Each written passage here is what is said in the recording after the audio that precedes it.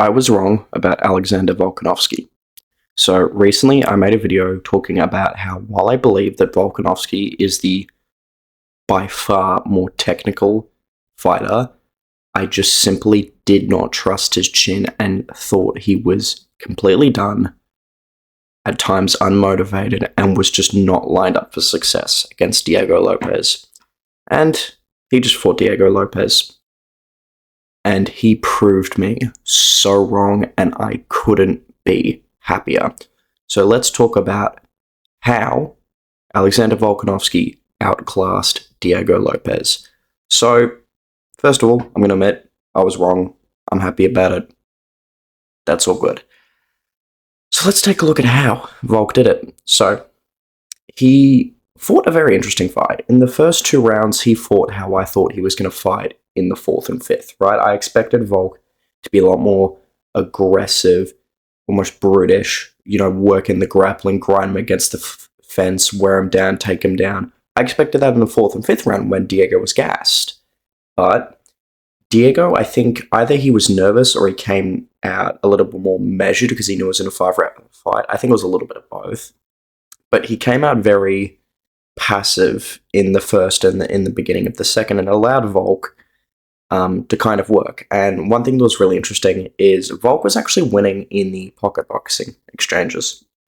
And I believe at least a lot of other people thought that was probably the scariest place for Volk to be, because Diego Lopez is very good with the close inside boxing, just ripping hard hooks. And when they collided and got in that position, they'd both swing, and Volk was getting, the better of the exchanges and landing some massive right hands that would, make Diego stumble. And credit to Diego, great chin, right? I know we talk about Volkanovski's chin and, is it recovered, that sort of thing. Diego has a really good chin, and that needs to be highlighted. But Volk was getting the better of these, pocket boxing exchanges primarily because he was moving his head when he was swinging, right? Diego just wings hooks, and it's like a rock'em sock'em rover, right? You don't see any other part of his body move other than just, his arms and his back. His whole purpose is to swing punches. While Volkanovski, he's swinging punches, he's ducking, he's moving his head, he's staying defensively responsible. And this meant that pretty much every time that they got into a pocket boxing exchange or a collision, the Volk would get the better of that exchange. And again, Thomas pointed this out, but it was just really, really, really impressive. And it just means that whenever Volk gets into a range where he can sort of hit Volkanovski, Volk just kind of gets, his strikes in while avoiding his, and that's a bit discouraging for Lopez. And it seemed that until the knockdown, Lopez didn't really know how to approach Volkanovski. And in the first two rounds, right, Volk was obviously being aggressive with the pocket boxing, but throughout the entire fight, he was checking Lopez's hand. And that's the good thing about an active jab, is it can do a lot of things, right? Obviously, you can just jab the nose, jab the jaw, jab the forehead, that kind of stuff, just to keep range and score points. But Volk, because he mixes up the feints and the jabs, not all of those jabs are meant to be jabs, right? He would often grab the rear hand of Lopez, and that just means that when Volk grabs it, Diego can't throw it. And when you're an aggressive fighter, you're thinking, go, go, go, go, go, and you're it's I just want that big shot, I just want that big shot, and then someone checks your hand. You're like, okay, I can't go now, right? And then you reset, and you're like, okay, I can go now, but they check your hand, okay, I can't go now. And it's just constantly intercepting Diego's ability to be aggressive. And then when Volk started trying to take Lopez down and, bully him against the fence, he had a lot of success doing this because he was, one, controlling Diego's posture, kind of bringing him down with the collar tie, framing against his head. But he had success taking him down earlier on because he wasn't going for doubles or singles, right? He wasn't going for desperation shots. He'd wait till he get to the fence, clinch up, get the body lock. And Diego is pretty tall and lanky. So Diego didn't, spread his hips out to defend a double. He stayed pretty, tall, so Volk just tripped out the leg, right? And then he was able to land some really good ground and pound shots. And if that happened earlier in the round, who knows? Volk might have got a finish. He tried a lot more takedowns throughout the fight, and they didn't work as effective. And Volk seemed a bit confused as to why. Obviously, he's just been through a war. But that was because he was shooting traditional doubles and singles, and Lopez was very good at sliding his hips away and just being athletic and reactive. But the takedowns did still prove effective in, again, stopping Diego's aggression. And that's the benefit of like a very feint heavy style as well. You're just constantly interrupting someone's ability to go, and Volk was really, really good at doing that, especially like with the leg kicks, the jabs, the constant circling.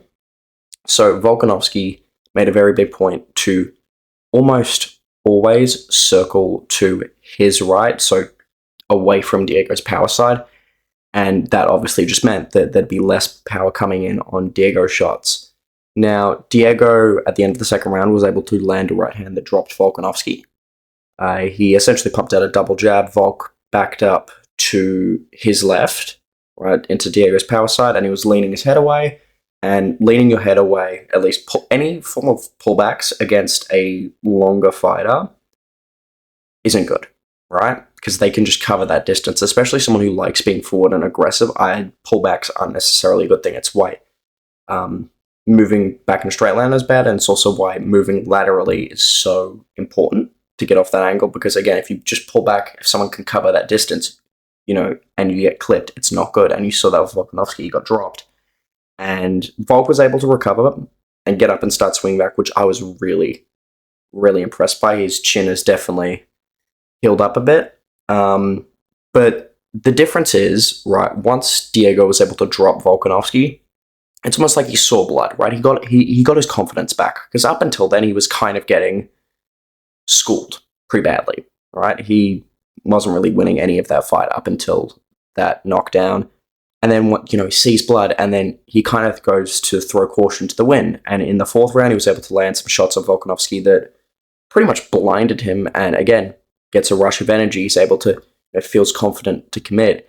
And once Diego felt a lot more confident and started getting a lot more aggressive, that's when Volk switched up the game plan from, pocket boxing, bashing Diego with, right hands, to more, stick and move with the jab and the leg kick, shooting takedowns here and there. Still, bombing in the pocket here and there when he could, but Volk started the fight aggressive and then changed, started being more methodical.